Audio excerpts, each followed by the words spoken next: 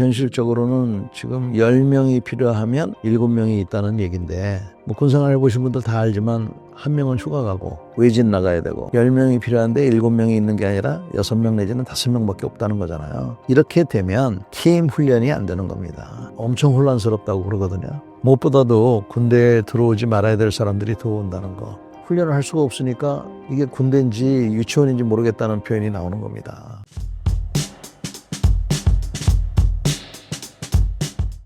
(7월 1일) 기준으로 상비 병력이 45만 명으로 줄어들었습니다. 전력 손실 상황이 얼마나 심각한 정도인가요? 지금 국방부에서 발표하는 거 보면 병력이 한 75% 정도는 있다, 그렇게 얘기하는데, 현실적으로는 지금 10명이 필요하면 7명이 있다는 얘기인데, 뭐 군생활 해보신 분들 다 알지만 한 명은 휴가 가고 외진 나가야 되고 병원에, 그다음에 기타 등등 뭐 이유로 해서 빠져나가게 돼 있어요. 그러면 10명이 필요한데 7명이 있는 게 아니라 6명 내지는 5명밖에 없다는 거잖아요. 이렇게 되면 팀 훈련이 안 되는 겁니다. 그게 이제 큰 애로사항이고, 그다음에 병력 순환율이에요. 1년에 육군만 얘기하는 겁니다. 뭐 해공군도 마찬가지지만 병사들 같은 경우 50%가 바뀌니까 나가고 새로 들어오고 하니까 그야말로 알만 하면 이제 나간다는 거예요. 그래서 이런 상황에 봉착해 있어서 이제 전면적으로 다시 생각하지 않으면 안 되게 돼 있어요. 제가 얘기하는 것 중에 하나는 뭐냐면, 지금은 신병 교육을 5주를 시킵니다. 5주. 그 5주를 받고 나서 특기 교육을 뭐 10주가 됐든 15주가 됐든 추가적으로 받아요. 그 이유는 복무기간이 짧으니까 기초군사훈련을 길게 시키면 소위 말해서 부려먹을 수 있는 시간이 짧다, 이런 거거든요. 저는 그렇게 생각하는 게 아니라 거꾸로 생각하는 겁니다. 오히려 복무기간이 짧아졌기 때문에 3개월 정도는 그 기초훈련을 시켜서 제대로 된 사람들만 그 일반 부대에 보충을 해줘야 된다고 생각해요. 그 3개월을 견디지 못하는 사람은 집으로 돌려보내야 된다고 생각해요. 그래서 지금은 각 부대에서 들어온 사람들 중에서 들어오지 말아야 될 사람들을 맞이해가지고 거기서 그 사람을 다시 내보내려고 하면은 본연의 임무인 나라를 지키는 일에 집중할 수가 없어요. 그래서 지금 뭐 엄청 혼란스럽다고 그러거든요. 그래서 그러지 말고 3개월 동안의 기초군사훈련을 시켜가지고 3개월 동안 그 사람이 기본적인 체력이라든지 특히 복무 태도가 체력이 안 되고 하더라도 저는 끝까지 군생활 하겠습니다, 이런 사람은 저는 괜찮다고 생각해요. 그렇지만 체력이 되더라도 어떻게 해서든지 군생활 안 하려고 하는 사람은 굳이 우리가 붙잡아 둘 필요가 없고요. 한 3개월 동안은 한 달에 뭐 한 50만 원만 주자는 거예요. 그래서 그 기초군사훈련 동안은 그렇게 지내고, 그다음에 더 중요한 거는 이제 우리 사회가 현역 복무를 안 하면 저 사람이 운 좋은 사람이다, 이렇게 생각하는 게 아니라, 야, 너는 오죽 문제가 있었으면 현역도 못했냐, 라는 그런 분위기가 돼야 된다고 봐요. 그렇지 않고 지금처럼 현역을 안 가면 어떤 부러움의 대상이 된다든지, 이런 나라가 과연 안전할 수가 있겠습니까? 여기다가는 뭐 돈을 갖다가 더 줘봤자 아무 소용이 없는 거죠. 그래서 이 나라가 국민들이 정신을 차리고 리셋을 하지 않으면 안 된다고 저는 봅니다. 지금의 군복무 기간에 대해서 장군님은 어떻게 생각하시나요? 지금 할 수만 있다면 복무 기간을 뭐 24개월, 30개월은 더 좋고요. 그래서 이렇게 늘리면 좋겠는데, 이것이 본인 개인에게도 미치는 영향이 있고 또 사회적으로도 지금 인력이 부족해서 그렇다고 하니까 마냥 늘릴 수는 없다고 봅니다. 그러나 분명한 거는 지금 18개월보다 줄이는 거는 이거는 절대로 있어서는 안 될 것 같고요. 18개월에서 24개월로 한다고 한다면 18에서 24개월 그 6개월 동안에는 상당한 인센티브가 있어야 된다고 생각해요. 예를 들면 봉급도 한 달에 200이 아니라 400을 주고, 그다음에 평일날 외출도 저는 내보내야 된다고 생각해요. 평일날 외출을 내보내되 대중교통으로 1시간 이내에 부대에 복귀할 수 있는 그런 거리까지만 나갈 수 있도록, 월요일부터 금요일까지는. 그다음에 외박이라고 해서 한 달에 한 2번 정도 2박 3일, 금요일 날 나갔다가, 금요일 날 오후쯤 나갔다가, 일요일 날 저녁에 들어오는. 그러면은, 그거는 부산을 내려가든 제주도를 가든, 제주도는 하루 더 줘야 되겠죠. 그거를 한 달에 2번 정도 하고, 그 다음에 3개월에 한 번씩은 한 5일 정도 휴가를 주고, 이거 이스라엘이 다 하는 일이에요. 그런 식으로 해서, 휴가도 지금보다는 훨씬 더 많이 줘야 된다고 생각해요. 그렇게 한다 그러면 제가 보기에는 상당수 젊은 사람들이 훈련은 그 대신 빡세게 해야죠. 자기가 받은 만큼 훈련을 하고 그 다음에 그런 분위기를 만들어준다 그러면 그냥 할만하다 이렇게 생각할 것 같아요. 병사와 더불어 올해 전반기 간부의 희망 전역이 역대 최대 수치에 달했다고 합니다. 간부들의 전역 수가 급증하는 이유가 무엇인가요? 무엇보다도 군대에 들어오지 말아야 될 사람들이 들어온다는 거. 그 다음에 극성스러운 부모들. 그러니까 다시 말해서 군 본연의 임무인 훈련 열심히 하고 나라 지키는 게 아니라 소위 말해서 병력 관리에 너무나 많은 시간과 노력을 투자해야 되니까 훈련을 할 수가 없으니까 이게 군대인지 유치원인지 모르겠다는 표현이 나오는 겁니다. 그래서 현역 복무를 하지 못할 사람들은 병무청에서 1차 거르고 그 다음에 훈련소에서 2차로 걸러서 하는 제도를 강화시켜야 될 것 같고요.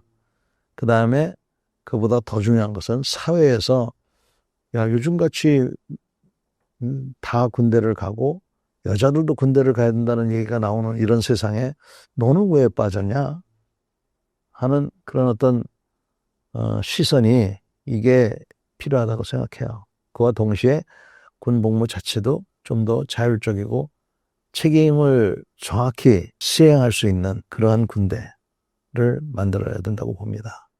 방첩사가 3년 만에 해체 수순을 밟았습니다. 해체 이후 방첩사의 기능이 앞으로 어떻게 분산되며 어떤 효과를 기대할 수 있을까요?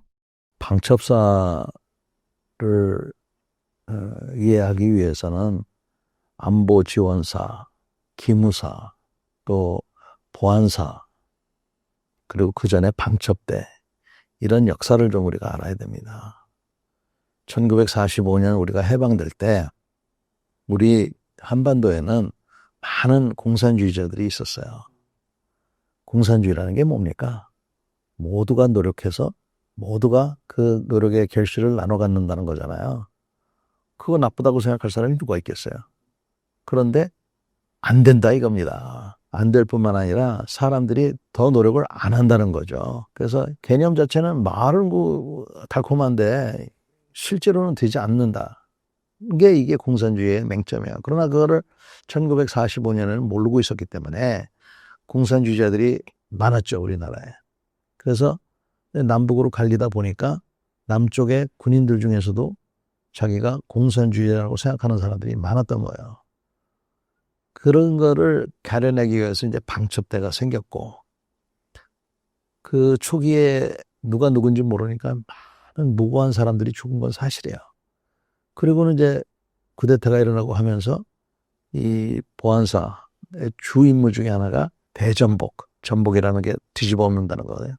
뒤집어 엎지 못하도록 하기 위해서 제가 인관하던 81년도만 하더라도 휴대전화도 없었지만 모든 전화는 보안사에서 감청을 했고 소위들은 저거 했지만 대령 이상은 다 감시의 대상이었고 그랬어요.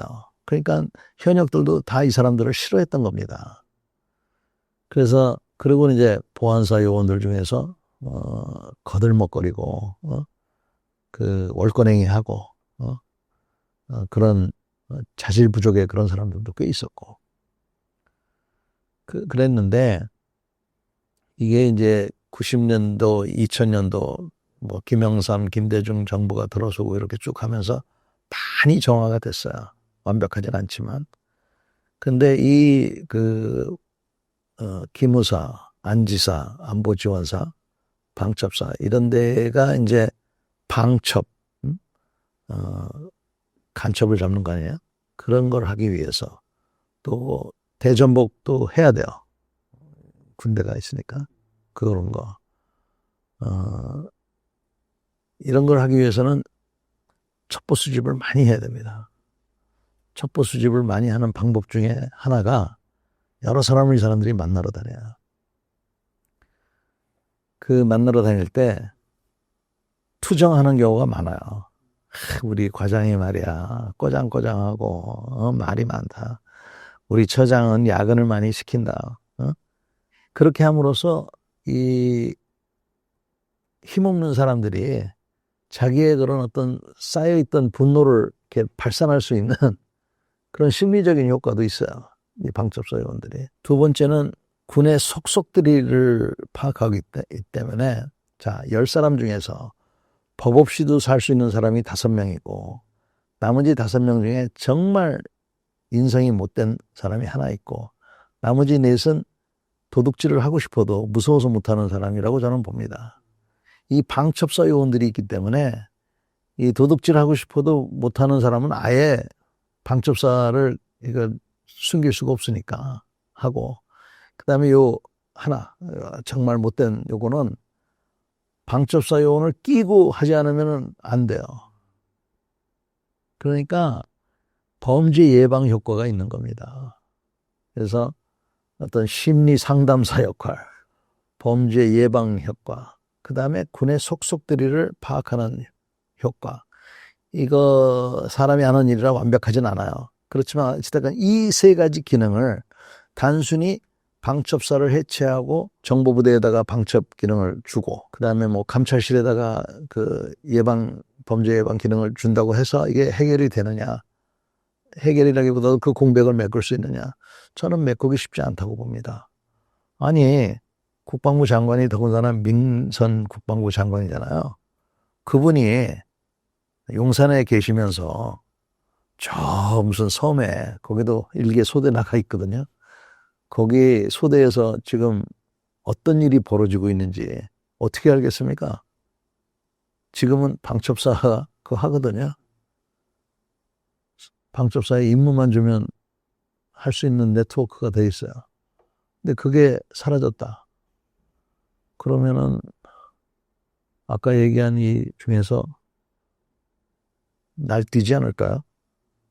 저는 그게 제일 걱정이 돼요. 그래서 뭐 일단 방침은 그렇게 정했다고 하니까 부작용이 안 일어나도록 잘 하시면 좋을 것 같습니다.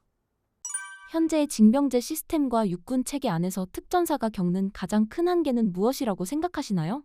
기분 나쁩니다. 솔직히 말해서. 지금 최전방은 수당을 좀 올려줬어요. 그것도 편법으로 시간 외 수당이라는 게 있습니다. 시간 외 수당이라 하면 하루에 8시간을 말고 그 외에 근무하는 시간만큼 줘야 되잖아요. 근데 그걸 묶어놨어요. 하루는 24시간이지만 그 중에서 시간의 수당을 예를 들어서 24시간인데 8시간은 자기가 근무해야 될 시간이고 8시간을 더 근무하면 8시간치를 주는 게 아니라 2시간치밖에 안 준다고요. 그러면 최전방은 GP 있죠, GP. 거기는 한 달에 200시간을 줬어요. 시간의 수당을. 그 다음에 그 후방은 뭐 150시간. 뭐 그런 식으로 줘서 거기는 다른 부대보다 한 달에 한 100에서 150만 원 더 받는다고 그래요. 특전사는 부대들이 후방에 있습니다. 그렇지만 우리 부대원들은 명령이 떨어지면 지옥불에 들어가야 되는 사람들이에요. 근데 후방에 근무한다 그래가지고 시간의 수당을 전방은 200시간인데 여기는 40시간밖에 안 줘요. 저는 그거 맞다고 생각하지 않아요.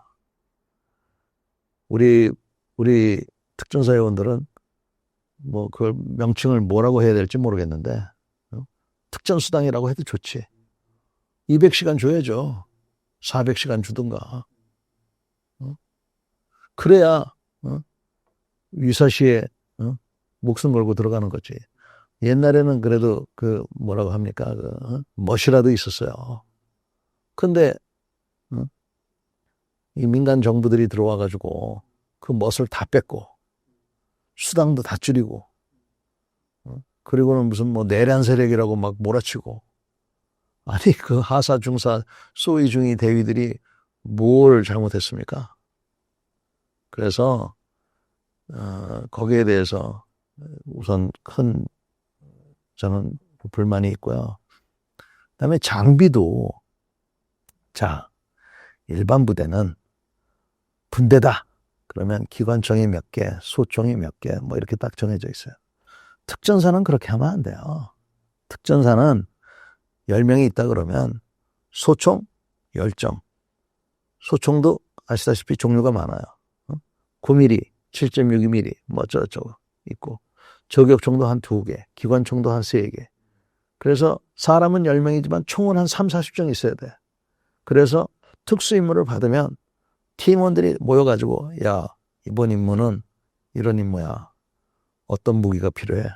기관총 필요합니다. 좋아. 3개 가져가. 탄약은 4,000발 가져가야죠. 아니야. 5,000발 가져가. 야간 투시경. 그 임무에 맞게 이 사람들은 이것저것 해야지 일반 부대처럼 다 똑같은 임무를 하는 게 아니거든요. 그런 부대를 만들어줘야 되는데 우리 부대는 전부 다 일반 보병 부대랑 똑같아요. 10명 있으면 총이 10개라 되고 그 총도 똑같아야 되고 뭐 어쩌고 저쩌고. 그래서 그렇게 하면 안 된다 이겁니다. 총에 대해서 조금이라도 아는 사람은 이 똑같은 권총이라도 어떤 권총은 요럴 때 써야 되고 어떤 권총은 저럴 때 써야 되고 틀리거든요. 그러면 그때그때 다 틀리기 때문에 이 무기고가 백화점처럼 돼 있어가지고 그때그때 필요한 거를 가져갈 수 있도록 이런 식으로 해야 되는 그런 장비적인 문제. 그 다음에 미군들 같은 경우에는 새로운 장비가 나오면 특전부대에 먼저 줍니다. 그래가지고 그 사람들이 써보고 또 이 사람들은 경험들이 많은 사람들이니까 또 애착심도 많아요. 자기네가 써보고 아 이게 손잡이가 안 됐어. 이거 뭐 사이트가 이게 안 좋아. 뭐 이러면은 바꾸던가 도입을 안 하고 거기서 합격을 하면 전군에 퍼뜨리거든요. 우리도 그렇게 해야 되는데 놀라운 얘기지만 특전사가 보급 우선순위가 1위가 아닙니다. 특전사가 제가 보기에는 보급 우선순위가 1위. 다시 말해서 일종의 시험부대가 돼야 돼요. 몇 명 되지 않기 때문에 그렇게 해야 돼. 응? 그리고 이제 사용자 설문을 받을 때 익명으로 받아야 돼요. 응? 그렇지 않고 그냥 대충 사회에서 무슨 그 여론조사 하듯이 자기가 원하는 답을 유도해서 하는 그러니까 지금 나온 무기 중에서 저는 진짜 야 어떻게 이런 무기를 이해할 수가 없어요. 현재 김정은 정권의 분위기와 러우 전쟁에 파병된 북한군의 현재 상황은 어떤가요? 무엇보다도 이번에 그 러우 전쟁에서 전사한 북한군을 위로하는 그 행사를 제가 이렇게 보면서 한 200칸 좀 넘게 이렇게 행사를 했는데 일일이 김정은이가 그 가족들한테 사진을 주더라고요. 그러면 어림잡아는 4시간 이상 서서 했다는 거거든요. 한 5시간 한 것 같아요.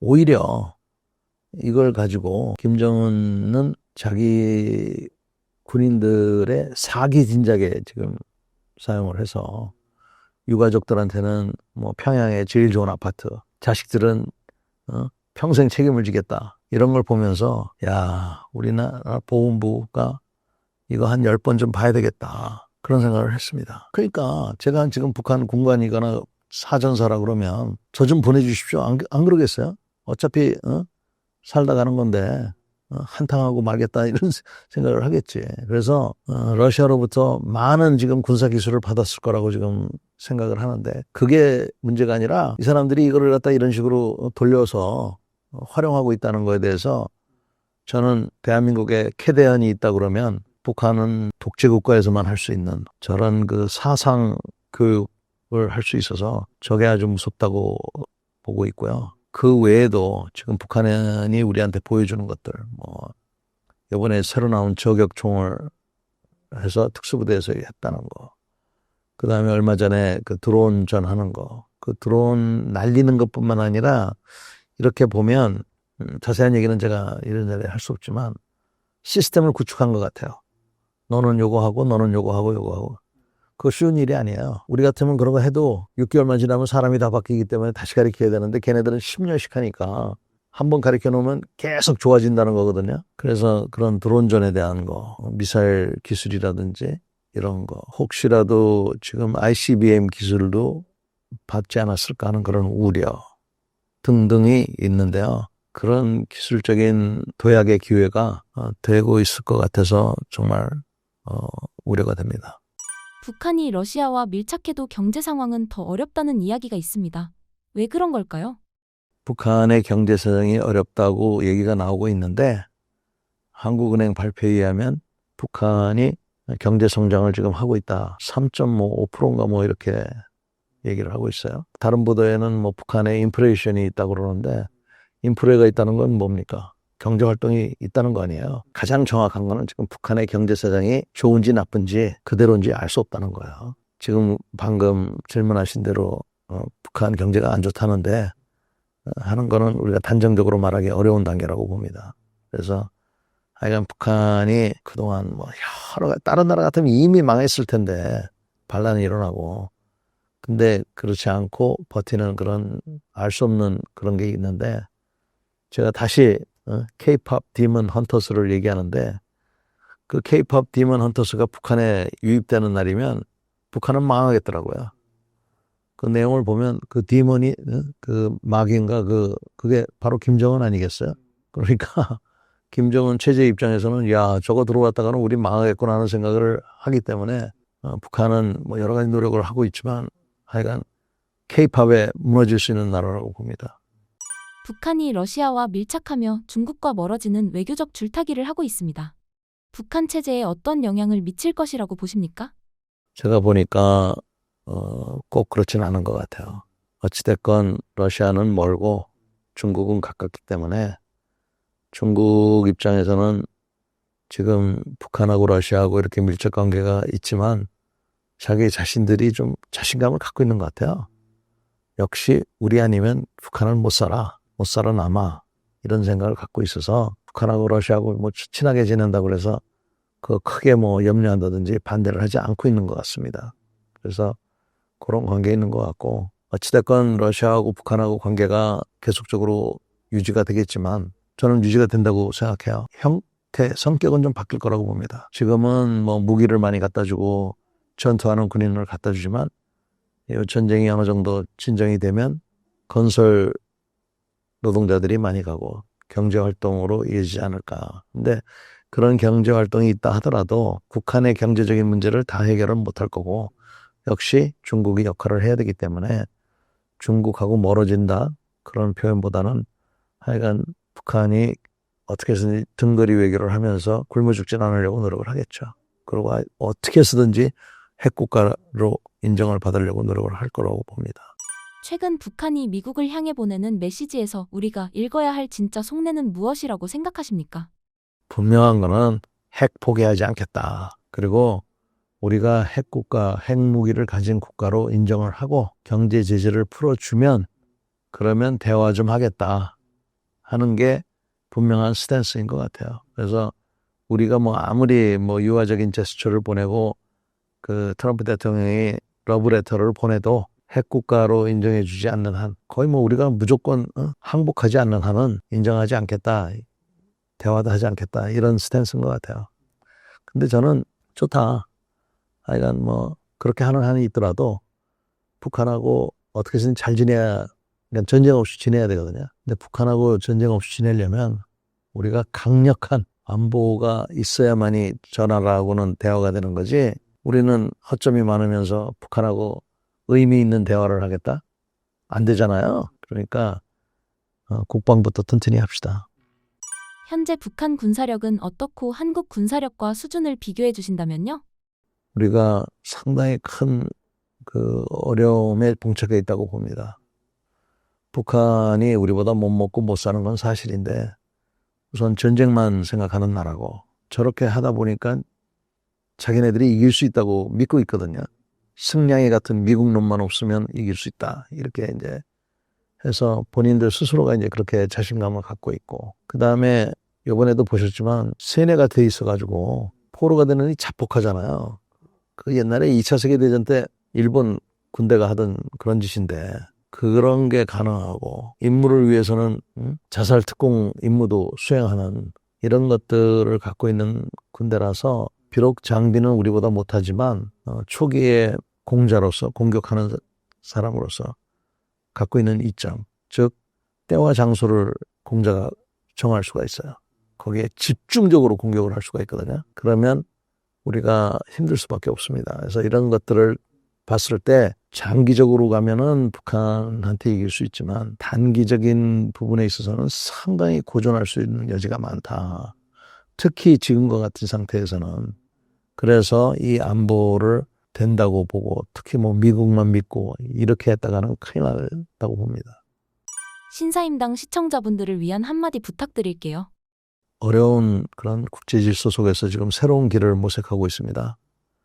이럴 때일수록 우리가 국내 정치를 좀 잘 이렇게 정리를 했으면 좋겠고요. 그건 우리들의 몫입니다. 우리가 국회의원을 뽑는 거니까요.